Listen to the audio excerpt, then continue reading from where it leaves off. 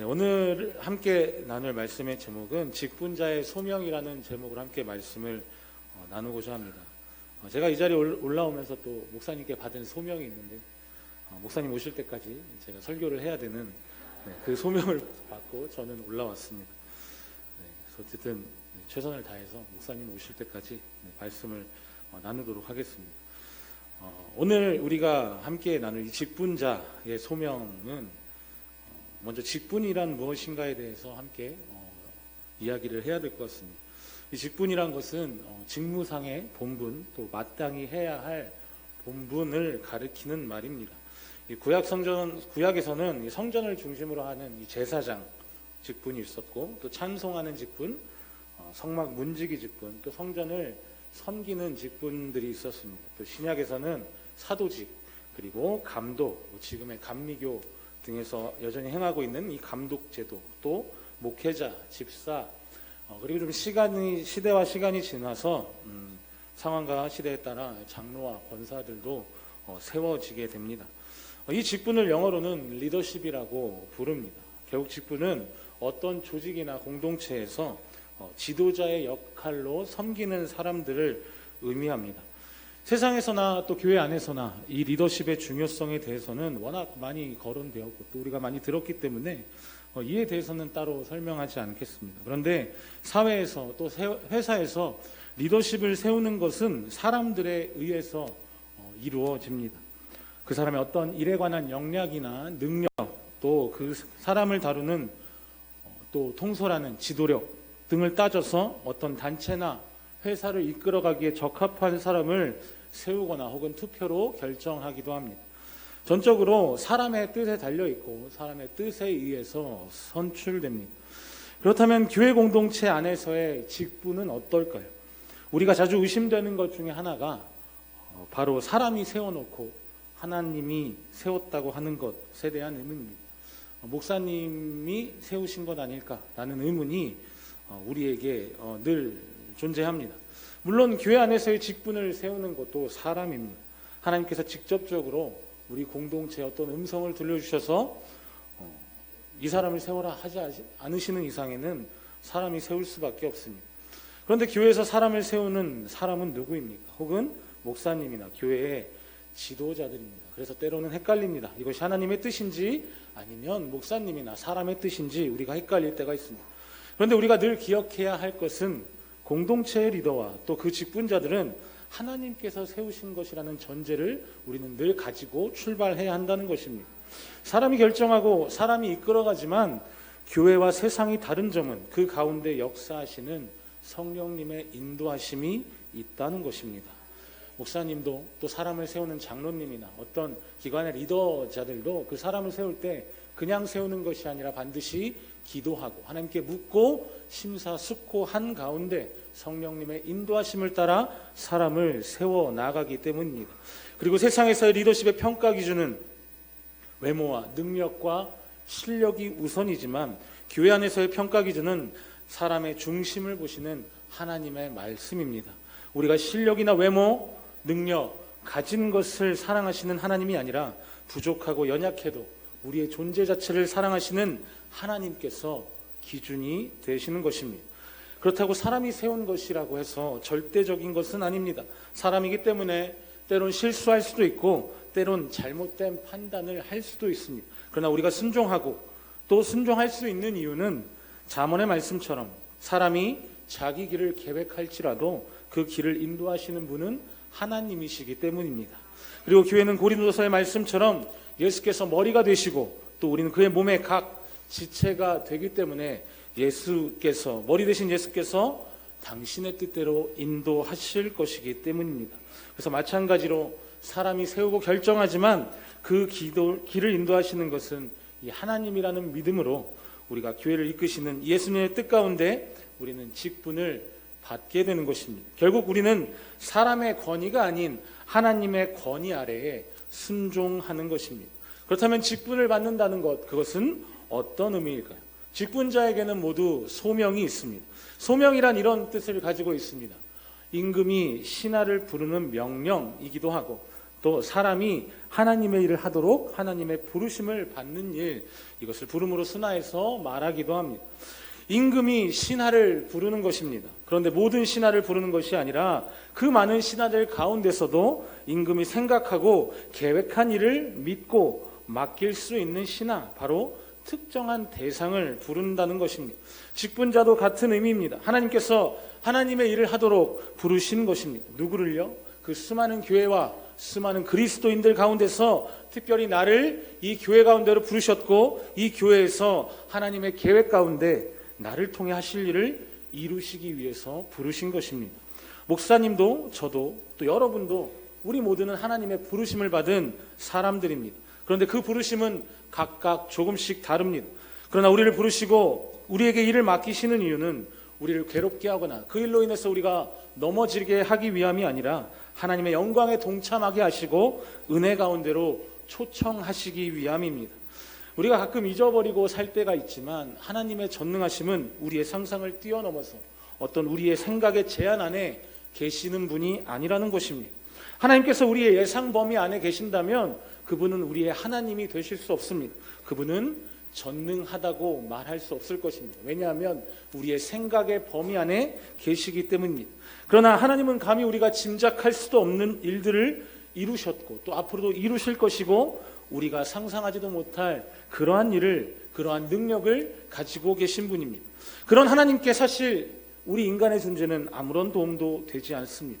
내가 아무리 대단하고 사람들의 시선을 한 몸에 받는 큰 인기와 큰 일을 했다고 해도 그건 우리의 기준일 뿐이고 하나님의 기준에서는 오히려 방해가 될 수도 있습니다. 우리를 부르신 것은 하나님 스스로 할 수 없기 때문이 아닙니다. 그분 스스로도 모든 것이 가능하지만 하나님께서는 우리와 함께 하고 싶으신 것입니다. 우리의 삶도 일도 또 우리의 모든 계획도 하나님은 함께 하고 싶어 하십니다. 그래서 우리가 부족하고 연약하지만 우리를 때로 도우시고 넘어진 자를 일으키면서까지 다시 세워주셔서 그 일을 감당하도록 하시는 것입니다. 사람을 창조하신 이 하나님의 가장 큰 목적은 바로 사람과의 동행입니다. 에덴 동산을 지으시고 그 가운데 사람을 창조하셔서 그곳에 두신 이유는 사람과 함께 있고 싶으셨기 때문입니다. 뿐만 아니라 아담에게 동식물에 이름을 짓게 하고 또 그것을 다스리라 명령하신 이유도 자신께서 얼마든지 하실 수 있는 일임에도 사랑하는 이 사람과 함께 그 일을 하기를 원하셨던 것입니다. 마치 어린 자녀가 뭔가 장난감을 가지고 놀며 어려움을 겪고 있을 때 부모가 그 옆에 가서 아이와 함께 그것을 조립해주고 또 도와줌으로 아이를 돕는 것처럼 하나님께서는 그렇게 우리를 도우시고 우리와 함께 하기를 원하시는 분이십니다. 이것이 이 직분자의 소명 중에 하나입니다. 하나님께서 함께 하시고 싶어서 우리를 직분자로 부르셨다는 것입니다. 하나님께서도 얼마든지 하실 수 있지만 그러나 그 영광에 동참하는 은혜를 누리기 위해서 우리를 부르시고 초청하신 것입니다. 오늘 말씀을 통해 우리를 직분자로 부르신 이유 또 그리고 우리가 감당해야 할 역할에 대해서 함께 말씀을 나눠보고자 합니다. 아까 목사님께서는 이 충성하는 사람, 직분자로서 우리가 충성해야 될 것을 말씀하셨다면 저는 오늘 말씀을 통해서 좀 더 본질적인 것, 우리가 직분자로서 어떠한 자세를 가지고 나아가야 할지에 대해서 오늘 말씀을 통해 한번 나누어 보고자 합니다. 하나님께서 부족하고 연약한 우리를 이 공동체의 직분자로 또 리더십으로 세우시고 부르신 이유와 그리고 우리가 감당해야 할 일은 무엇일까요? 첫 번째로 한번 따라 하시겠습니다. 하나님과 화목해야 합니다. 우리가 교회 직분자, 리더십으로 세워진 사람이라면 가장 먼저 해야 할 일은 어떤 봉사나 일이 우선순위가 아닙니다. 우리가 하나님의 일꾼이긴 하지만 그 일을 감당하기에 앞서 일보다 앞서 우리가 행해야 할 것이 있습니다. 바로 우리에게 일을 맡기신 하나님과의 관계 회복입니다. 하나님과 화목해야 합니다. 하나님과 내 사이에 있는 나의 죄, 내가 하나님보다 사랑하는 나의 우상들, 그리고 그 안에 있는 모든 장애물들을 제거하는 일입니다. 그러나 그 가운데서도 바뀌고 변해야 할 가장 중요한 것은 나의 삶의 가치관이자 나의 삶의 목적입니다. 오늘 본문 14절, 15절 말씀을 우리 화면을 보고 같이 한번 읽겠습니다. 시작.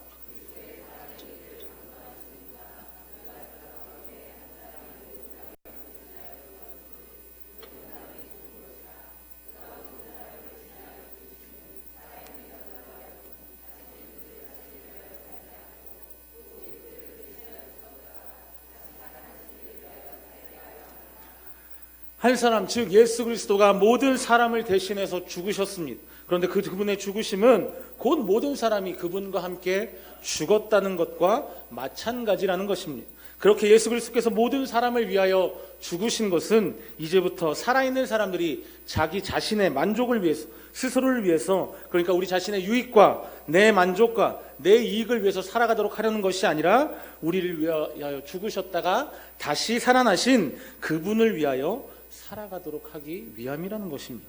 예수님의 죽으심은 단순히 우리의 죄 사함만이 목적이 아니라 아예 우리의 인생을 통째로 바꿔서 우리의 삶의 방향을, 우리의 운명을 통째로 바꾸시기로 결단하시고 그렇게 죽으셨고 부활하신 것입니다. 그렇기 때문에 진짜 우리가 예수의 죽으심과 부활에 동참한 사람이라면 나의 삶의 목적과 가치관이 변해야 합니다. 나는 예수와 함께 죽었고 또 그분으로 인해 다시 살아났기 때문에 이제는 내 인생이 더 이상 나의 것이 아니라 나를 위해 죽으신 예수님의 것이라는 것을 인정하는 것입니다. 우리가 그리스도인이 되었다는 것, 예수님을 믿는다는 것은 단순히 예수께서 내 죄를 사하시고 죽으시고 부활하신 그것을 믿는 것뿐만 아니라 그 죄 때문에 나도 예수와 함께 죽었지만 그분으로 인해 다시 살아났기 때문에 나를 위해 죽으신 예수를 위해 이제 살겠다는 결단과 함께 실제로 우리의 삶에서 그분으로 인한 변화가 일어나야 한다는 것입니다. 오늘 본문 16절, 17절 말씀을 우리 다시 한번 읽겠습니다. 시작. 그러므로 우리가 이제부터는 어떤 사람도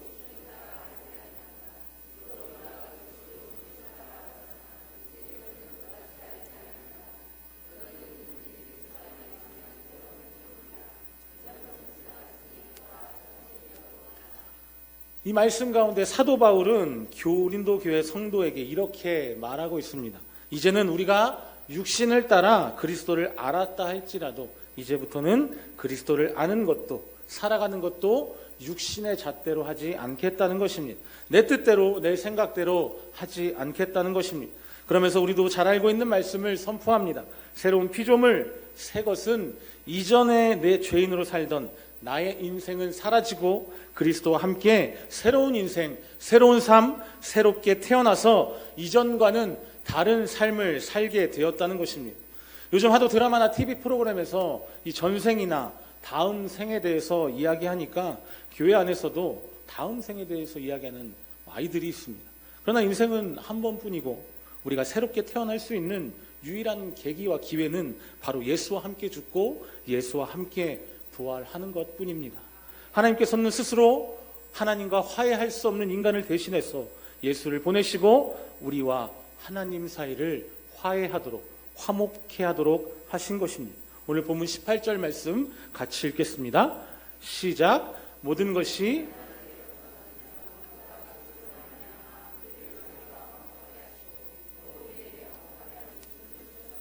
그리스도께서 우리 가운데 오셔서 하나님과 우리 관계를 화해시켜서 화목하게 하신 것, 이것이 바로 복음입니다. 복음은 우리와 하나님의 관계를 회복시킨 하나님의 놀라운 능력이자 은혜입니다. 하나님은 그리스도를 통해 이 복음을 우리에게 주셨습니다. 그러므로 하나님의 부르심을 받은 직분자로 또 우리가 리더십으로 가장 먼저 해야 할 것은 바로 나와 하나님과의 관계를 다시 한번 점검하는 것입니다. 내 스스로는 아무것도 할 수 없습니다.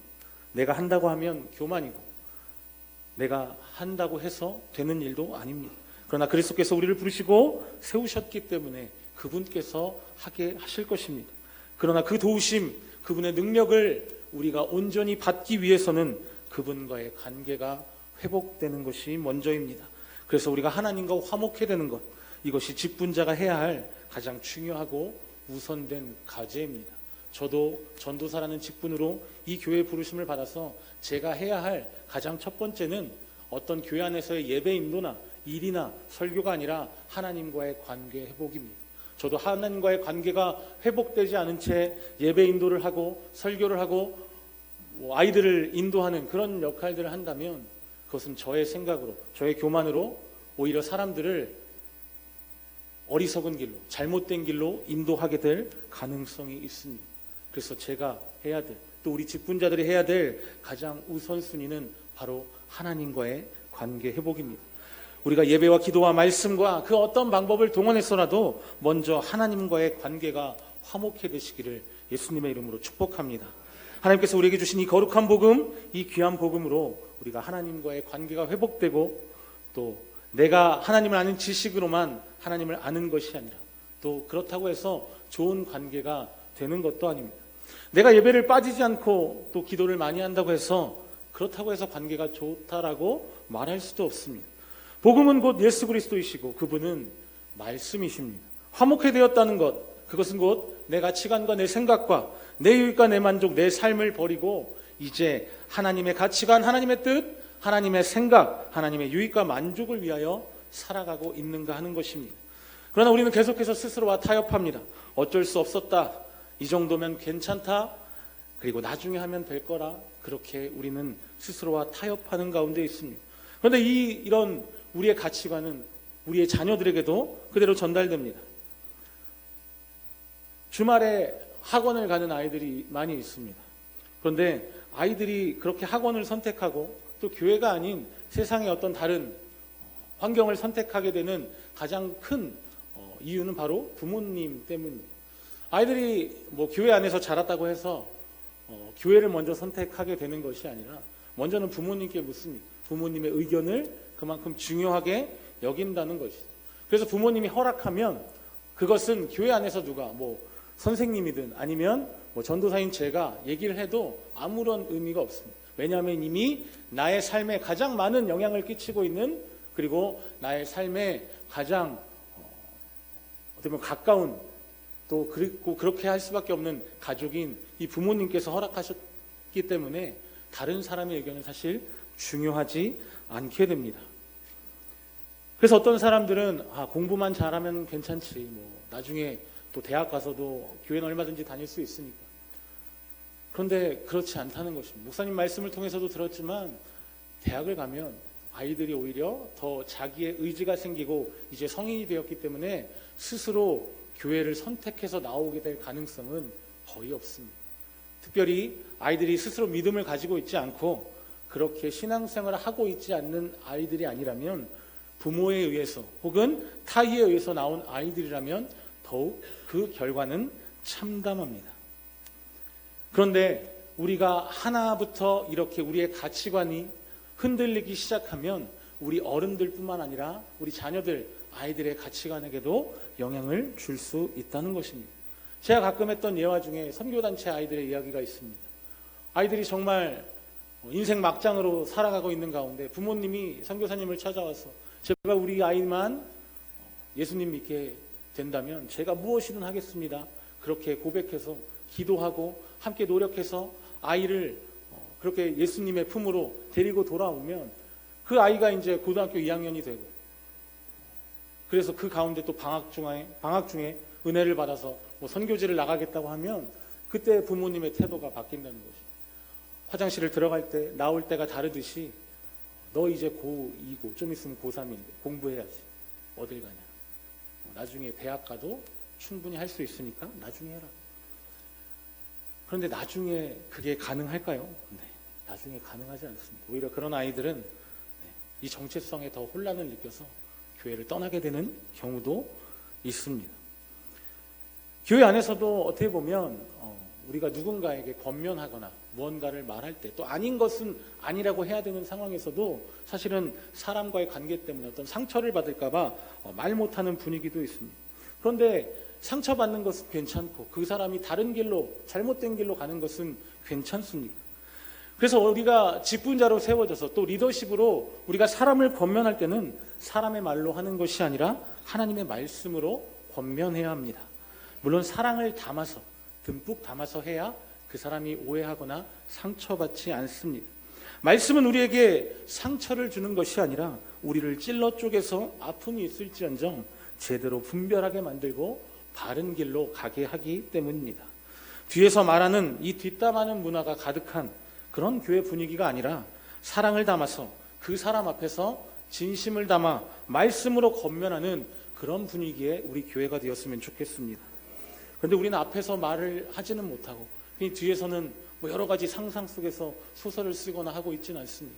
올 한 해 우리가 직분자로 또 리더자로 세워졌다면 우리가 이끌고 있는 사람들, 또 우리 교회 안에 있는 성도들 가운데 그렇게 권면할 것은 말씀으로, 사랑의 마음을 충분히 담아서 그렇게 권면할 수 있는 우리가 되기를 소망합니다.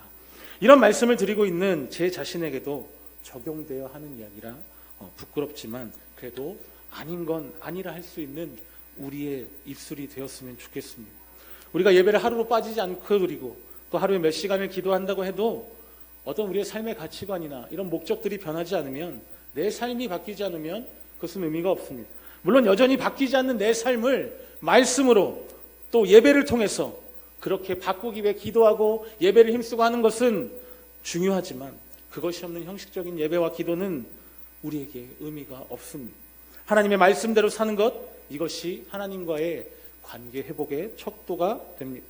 관계 회복이 되지 않은 우리의 봉사와 헌신은 말 그대로 일이 되어버릴 것입니다. 기도도 일이 되고 예배 시간에 나오는 것도 일이 되고 봉사도 사람들 앞에서 모범이 되는 그런 모습들도 사실 형식적으로 하게 돼서 우리가 그것조차 힘들어지게 될 것입니다. 그 일을 하다 지쳐서 나중엔 아무것도 하고 싶지 않을 뿐만 아니라 그 와중에 시험이라도 당한다 치면 여지없이 우리는 무너져 내릴 것입니다. 인간의 연약함은 새롭게 하신 그 하나님의 새로운 삶을 지속할 수 없도록 만듭니다. 다시 과거로 돌아가길 원하고 노예로 살던 때가 좋았다고 외치던 이 출애굽한 이스라엘 백성들처럼 과거가 좋았다고 회상하면서 다시 이전의 삶으로 돌아가려 한다는 것입니다.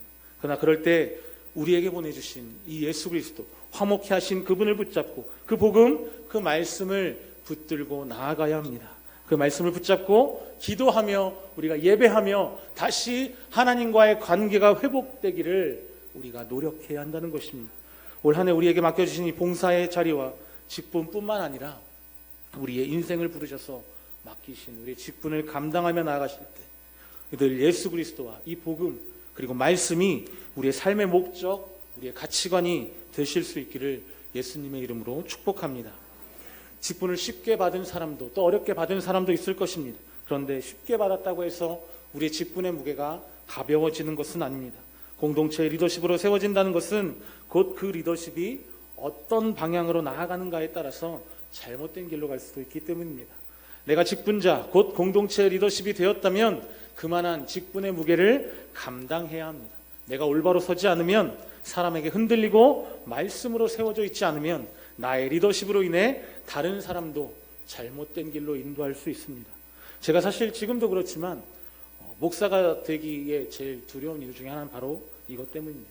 나 하나 잘못되는 건 뭐 별 문제가 아닌데 나 하나로 인해서 공동체가, 우리 가정이, 또 아이들이 잘못된다면 그것보다 무서운 일이 어디 있겠습니까? 그렇다고 우리가 두려워하고 직분 받기를 거부하자는 것이 아닙니다. 이것은 우리가 거부할 수 있는 문제가 아니라 하나님께서 우리를 부르셨기 때문에, 우리를 부르셨다면 그에 합당한 능력과 은혜를 주실 것입니다. 우리는 그 하나님을 믿고 그분을 신뢰하며 그분의 말씀대로 살아가기를 결단해야 합니다. 중요한 것은 내가 그 진리, 말씀, 복음을 붙들고 바른 길로 가는 것입니다. 초대교회 집사라는 직분의 무게는 우리가 스데반 집사를 통해서 알 수 있습니다. 그에게 주어진 직분의 무게, 곧 집사의 무게는 자신의 생명보다 귀한 복음이었습니다. 그렇게 예수 그리스도와 복음, 진리의 말씀을 선포하는 가운데 그는 순교라는 하나님의 영광에 동참하게 된 것입니다.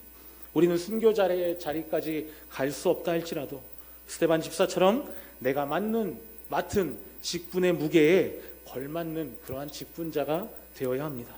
하나님과 화목해 된 자, 그래서 하나님의 은혜로 충만한 자, 성령의 임재와 기름 부으심이 있는 그러한 직분자가 되시기를 소망합니다.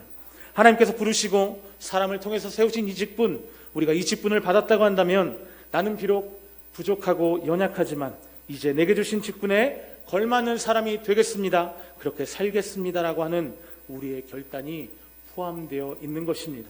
그래서 제가 아는 어떤 교회에서는 이 집사라는 직분을 받기까지도 오랜 훈련을 필요로 하는 경우도 있습니다. 그래서 심지어 집사의 직분을 받기 전까지 한 7, 8년씩 교회에서 훈련을 받습니다. 성도로.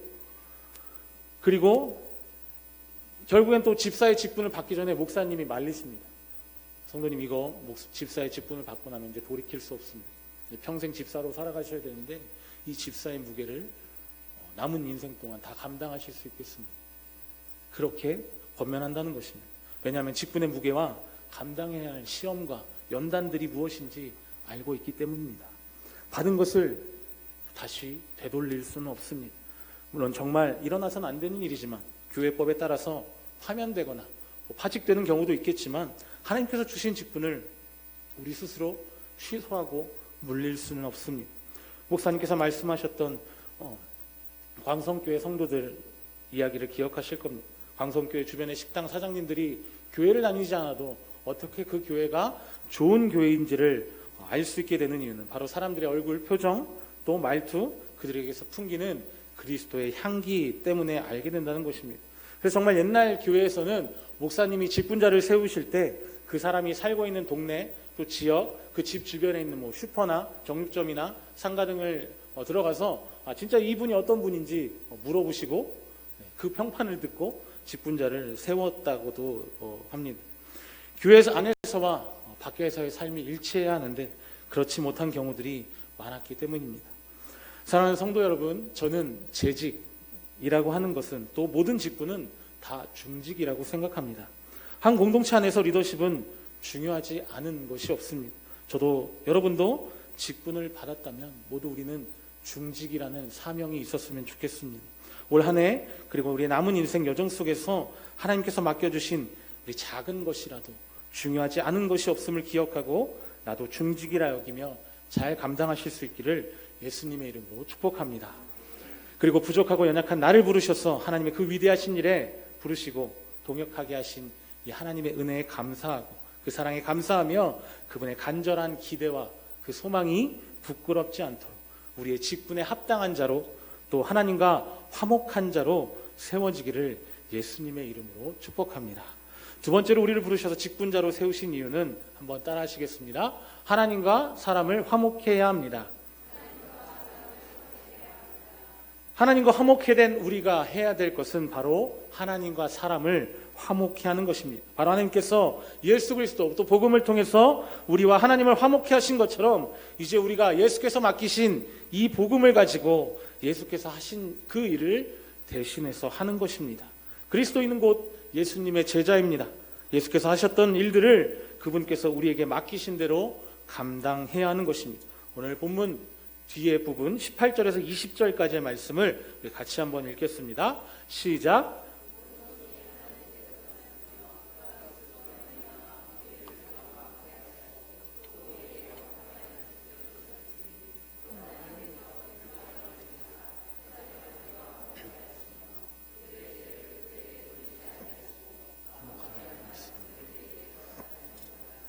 그러므로 우리가 그리스도를 대신하여 사신이 되어 하나님이 우리를 통하여 너희를 권면하시는 것 같이 그리스도를 대신하여 간청하노니 너희는 하나님과 화목하라. 직분도 다르고 은사도 다르고 우리가 맡은 봉사의 자리도 모두 다르지만 우리가 공동으로 받은 우리의 직분은 바로 화목해 하는 직분입니다. 그것은 곧 하나님과 사람을 화해하게 하는 중보자가 되는 길이며 복음을 전하는 자로 예수께서 하셨던 그 일을 제자된 우리가 이제 행하는 것입니다. 오늘 본문인 고린도서는 사도 바울이 너무나 힘들고 어려운 상황 그리고 고난 속에서 사역하는 중에서도 예수를 내어주신 이 하나님의 사랑이 끝까지 복음을 전하게 하는 원동력이라 그렇게 고백합니다. 사실 우리가 사역을 하고 이 직분을 감당하는 가장 근본적인 원동력은 바로 하나님의 무한하신 우리를 향한 사랑입니다. 그의 말은 곧 예수께서 생명을 던져 우리와 하나님과의 관계를 회복시키신 것처럼 우리도 다른 사람과 하나님과의 관계의 회복을 위해 생명을 다해야 한다는 것을 말합니다. 그런데 우리가 이 두 번째 소명인 사람과 하나님과의 관계 회복을 위해서 생명을 다하는 일은 아까 말씀드렸던 것처럼 이 첫 번째 소명인 나와 하나님과의 관계 회복이 전제되지 않으면 가능할 수 없다는 것입니다. 내가 먼저 하나님의 사랑을 충만히 받아야, 내가 그 은혜로 충만해야 다른 사람도 말씀으로 권면할 수 있고 다른 사람도 하나님이 나를 사랑하신 그 사랑으로 사랑할 수 있다는 것입니다. 예수께서 우리에게 주신 세 계명, 내 목숨을 다해 하나님을 사랑하고 내 이웃을 내 몸같이 사랑하라는 것도 이와 같은 맥락입니다. 우리가 먼저 하나님을 사랑하고 그 하나님을 사랑한 사랑이 또 우리를 사랑하신 그 하나님의 사랑이 내 이웃도 사랑하게 한다는 것입니다. 내가 먼저 하나님을 사랑할 수 없다면 이웃도 사랑할 수 없습니다. 내가 하나님의 사랑, 예수 그리스도의 복음을 통한 구원의 감격, 또 예수님을 통한 하나님과의 관계 회복을 경험하지 못하고서는 다른 사람에게 그 사랑을 또 그 복음을 전파할 수가 없다는 것입니다. 그리고 나도 화해하지 못한 하나님과의 관계 속에서 어떻게 다른 사람과 하나님과의 관계를 회복해 할 수 있겠습니까? 목숨을 다해 사랑했던 그리스도의 사랑을 경험하고 그 사랑으로 회복되어 그 사랑이 내 안에 충만하지 않으면 우리 인간 스스로는 아무도 사랑할 수 없기 때문입니다. 그러나 우리는 가장 중요한 본질인 이 하나님과의 관계 회복은 뒤로하고 자꾸 다른 것에 눈을 돌립니다. 이를 바라보고 사람을 바라보고 하나님이 아닌 것에 자꾸 소망을 두고 또 그것이 주가 되어서 본질인 하나님을 외면하고 자꾸 비본질적인 것만 우리 눈에 들어오게 됩니다. 그래서 사람을 판단하고 자꾸 그 사람에 대해서 이야기하게 되고 또 불평과 불만의 거리들만 우리에게 생겨난다는 것입니다. 본질적인 것을 회복하지 못하면 우리는 사람을 바라볼 때 그 사람의 존재가 아닌 그 존재 자체가 아닌 그 사람의 외모, 행동, 말투를 보고 판단할 수밖에 없습니다. 그런데 하나님은 한 번도 우리를 외모로 판단하신 적이 없습니다. 그러나 우리는 은연중에 내가 하나님 앞에 무언가 잘했기 때문에 이쁜 모습을 보였기 때문에 나를 사랑하신다고 착각할 때가 있습니다. 내가 드린 물질 때문에 하나님께서 우리를 이뻐하신다면 우린 전부 재벌이 되어야 합니다. 우리가 아무리 많이 한다고 해도 그들보다 많이 할 수 있겠습니다. 내가 가진 재능 때문에 하나님이 나를 이뻐하신다면 각 분야에서 최고를 달리는 사람들을 제외하고는 다 이쁨 받을 자격이 없습니다. 서두에서도 말씀드렸지만 우리가 아무리 대단한 일을 한다고 해도 그것이 하나님께서 하시는 일에는 아무런 영향도 미칠 수 없기 때문입니다. 하나님은 우리가 뭘 잘했기 때문에 사랑하신 것이 아닙니다. 그냥 존재 자체인 우리, 죄가 많든 부족하고 연약하든 아니면 병이 들어 아프거나 아니면 내가 어떤 시험 가운데 빠져서 넘어져 있을 때라도 우리의 모습 그대로를 사랑하시는 분이 바로 하나님이십니다. 우리가 그 하나님의 사랑을 경험했다면 우리도 이제 다른 사람들, 특별히 공동체 안에 우리 형제 자매들을 바라볼 때 이 하나님의 시선으로 그 사람의 존재 자체를 바라보고 그 사람의 어떤 외모나 말투나 그 사람의 행동 때문에 그 사람을 판단하는 것이 아니라 하나님이 우리를 사랑하신 이 존재 자체를 사랑하신 그 사랑으로 우리도 다른 사람을 바라볼 수 있어야 합니다.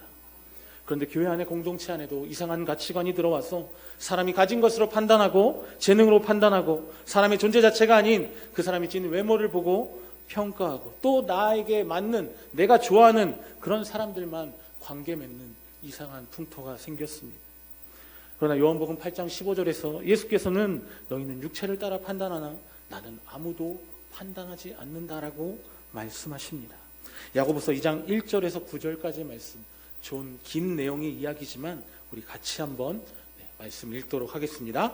시작. 내 형제들아, 영광의 주 곧 우리 주 예수 그리스도에 대한 믿음을 너희가 가졌으니 사람을 차별하여 대하지 말라. 만일 너희 회당에 금가락지를 끼고 아름다운 옷을 입은 사람이 들어오고 또 남루한 옷을 입은 가난한 사람이 들어올 때에 너희가 아름다운 옷을 입은 자를 눈여겨보고 말하되 여기 좋은 자리에 앉으소서 하고 또 가난한 자에게 말하되 너는 거기 서 있든지 내 발등상 아래에 앉으라 하면 너희끼리 서로 차별하여 악한 생각으로 판단하는 자가 되는 것이 아니냐. 내 사랑하는 형제들아, 들을지어다. 하나님이 세상에서 가난한 자를 택하사 믿음에 부요하게 하시고 또 자기를 사랑하는 자들에게 약속하신 나라를 상속으로 받게 하지 아니하셨느냐. 너희는 도리어 가난한 자를 업신여겼도다. 부자는 너희를 억압하며 법정으로 끌고 가지 아니하느냐. 그들은 너희에게 대하여 일컫는 바 그 아름다운 이름을 비방하지 아니하느냐. 너희가 만일 성경에 기록된 대로 내 이웃 사랑하기를 내 몸과 같이 하라 하신 최고의 법을 지키면 잘하는 것이거니와 만일 너희가 사람을 차별하여 대하면 죄를 짓는 것이니 율법이 너희를 범법자로 정죄하리라. 여기서는 단순히 부자와 가난한 자에 대한 예를 들고 있지만 9절 말씀에서는 결국 사람에 대한 모든 차별에 대해 이야기하고 있습니다. 보이는 것으로 사람을 차별하는 것은 결국 죄이고 그것은 성경의 최고의 법인 내 이웃을 내 몸과 같이 사랑하라는 예수님의 말씀에 대한 거역이라는 것입니다. 그런데 저도 또 여기 계신 여러분 가운데도 나도 모르는 사이에 우리 육체의 판단을 따라 사람을 판단하고 그런 시선으로 바라보고 있지는 않습니까? 우리가 오늘 말씀을 통해서 우리를 사랑하신 그 하나님의 사랑으로 그리고 우리의 존재 자체를 내가 부족하고 연약해도 나를 사랑하신 그 하나님의 시선으로 다른 사람들 그렇게 바라보실 수 있는 그러한 시선이 될 수 있기를 예수님의 이름으로 축복합니다. 막연한 것 같지만 이미 예수님은 우리에게 몸소 사랑을 보이셨고 그 사랑으로 우리를 사랑하셨습니다. 우리가 해야 하는 것은 그분이 하신 일을 우리도 하는 것입니다. 우리가 아까 충성하는 직분에 대해서 또 충성하는 것에 대해서 함께 말씀을 들었지만 결국 우리가 받아야 할 최종적인 롤모델은 바로 예수 그리스도입니다. 교회의 직분은 세상의 계급과 다릅니다. 직분이 높다고 섬김을 받아야 하는 자리가 아니라 도리어 섬기는 자리여야 합니다. 세상의 지배구조는 피라미드형입니다. 그래서 가장 높은 정점에 앉은 사람이 모든 섬김을 받습니다. 그러나 교회는 역삼각형 구조입니다. 가장 낮은 곳, 제일 낮은 곳에 이미 우리가 아닌 예수님께서 그 자리로 내려가셔서 모든 사람을 섬기셨고 그리고 죽으셨습니다. 그러나 예수님이 가장 낮은 곳에 계심에도 불구하고 우리는 그분보다 조금 더 높은 곳에 있기를 원합니다. 여기서 우리와 하나님을 화목케 하신 그리스도의 연합의 비밀, 그리고 우리가 해야 할 하나님과 사람을 화목케 하는 연합의 비밀을 알게 됩니다. 예수님이 낮아지신 이유, 그리고 그분이 죽으셨던 이유는 바로 우리와 연합하기 위해서였습니다. 그가 죽으심으로 우리와 하나가 되셔서 하나님과의 관계를 회복시키신 것입니다. 세상은 윈윈 하는 것을 좋아합니다. 너도 좋고 나도 좋고 너도 잘되고 나도 잘되고를 이야기하지만 그러나 기독교 신앙은 너도 좋고 나도 좋고의 원리가 작용할 수 없습니다. 인간의 악한 본성으로는 너도 좋고 나도 좋고 해서는 결코 연합할 수 없기 때문입니다. 그래서 예수께서도 자신을 먼저 낮추셨고 우리를 섬기셨습니다. 우리와 하나님과의 화목을 위해서 기꺼이 가장 낮은 곳에 오셨고 그 자리를 감당하셨고 저주받아 죽으셨습니다. 하지만 사람은 낮은 곳을 싫어합니다. 저도 낮은 곳은 싫습니다. 그런데 다른 사람을 위해서 죽기는 더더욱 싫습니다. 그러나 연합은 누구 하나가 먼저 낮아져야 하고 그리고 누구 하나가 먼저 죽어야 가능한 일입니다. 교회 안에서 공동체 연합이 잘 되어지지 않는 이유가 있다면 아무도 죽으려 하지 않기 때문입니다. 내가 죽고 예수께서 사셔야 하는데 여전히 내가 살아서 내 유익과 만족을 추구하고 있기 때문입니다. 예수께서는 스스로 겸손하셨고 낮은 곳을 자청하셨습니다. 그 이유는 우리가 이미 높은 곳에 있기 때문에 그분이 낮아지지 않으면 우리와 함께 할 수 없었기 때문입니다. 그래서 우리도 낮아지지 않으면 다른 사람과 함께 할 수 없습니다. 우리가 연약해지고 우리가 낮아지고 우리가 먼저 죽지 않으면 다른 사람과 연합할 수 없는 것입니다. 우리도 겸손하지 않으면 하나님마저도 섬길 수 없습니다. 하나님께서 부르신 우리의 직분자의 소명, 우리가 해야 할 두 번째 사명인 하나님과 사람을 화목케 하는 일의 핵심은 바로 내가 죽는 것입니다. 그런데 죽는 것이 쉽지 않습니다. 매일매일, 아니 하루에도 수십 번씩 내가 되살아납니다. 이미 그것을 경험하고 계시지 않습니까? 그래서 예수님은 우리에게 자기를 부인하고 날마다 제 십자가를 지고 나를 따르라 말씀하셨던 것입니다. 복음이 희미해지고 또 사랑이 사라져버린 이 무너져가고 있는 한국교회 안에, 아니 우리 교회 안에서 이곳에 계신 모든 하나님의 부르심을 받은 우리 직분자들이 우리를 부르신 소명과 우리에게 맡기신 사명을 붙잡고 우리에게 맡기신 화목케 하는 직분을 통해서 올 한 해 우리 덕양중앙교회가 회복되고 나아가 우리의 가정이 회복되는 놀라운 은혜와 축복이 일어나게 되기를 소망합니다. 이제 말씀을 마치겠습니다. 겸손함과 낮아짐, 그것은 내가 죽고 예수와 함께 부활해서 예수께서 내 안에 사시며 내 주인이 되는 것입니다. 내가 직분을 감당하는 가운데 이 두 번째가 안 된다면 언제나 우리는 늘 이 첫 번째를 기억하고 첫 번째로 돌아가야 합니다. 바로 하나님과 먼저 화목해 되는 것입니다. 이곳에 계신 한 분 한 분 직분자 여러분들이 또 제가 우리를 부르신 이 소명대로만 살아갈 수 있다면 이 땅의 부흥과 회복, 우리 교회의 부흥과 회복은 바로 우리로부터 시작될 줄로 믿습니다. 이 시간 마지막으로 함께 찬양하고 우리 잠깐 기도했으면 좋겠습니다.